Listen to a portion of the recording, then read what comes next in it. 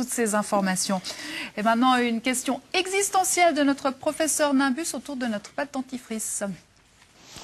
Rien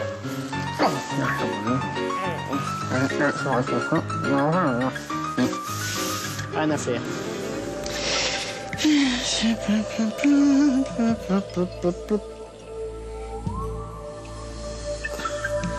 Tiens, pourquoi est-ce que mon dentifrice arrive à faire des rayures comme ceci, parfaitement parallèles? Ça, c'est une bonne question. En réalité, pour comprendre, il va falloir regarder à l'intérieur de mon dentifrice, parce que finalement, le secret doit résider forcément à l'intérieur. Et là, on constate une chose intéressante, c'est qu'il semble en avoir, mais pas partout, de ces rayures. Alors, encore un petit tronçon. Ah bah d'ailleurs, on a juste à appuyer comme ça. Et on constate bien qu'en fait,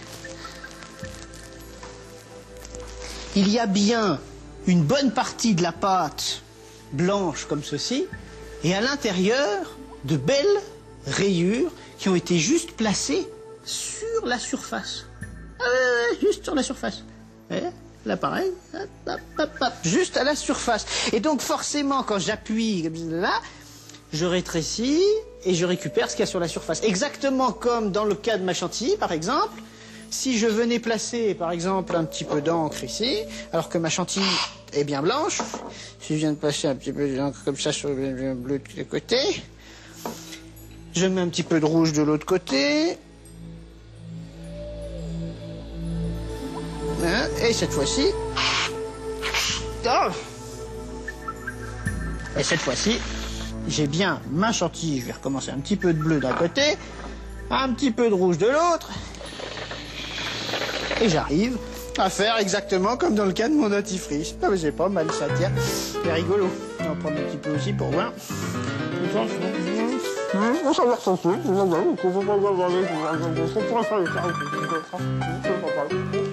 Ça fait pas très envie quand même. Et notre professeur Nimbus, c'est Fabrice Riblet. Son site internet, c'est www.jardin-expérimental.com.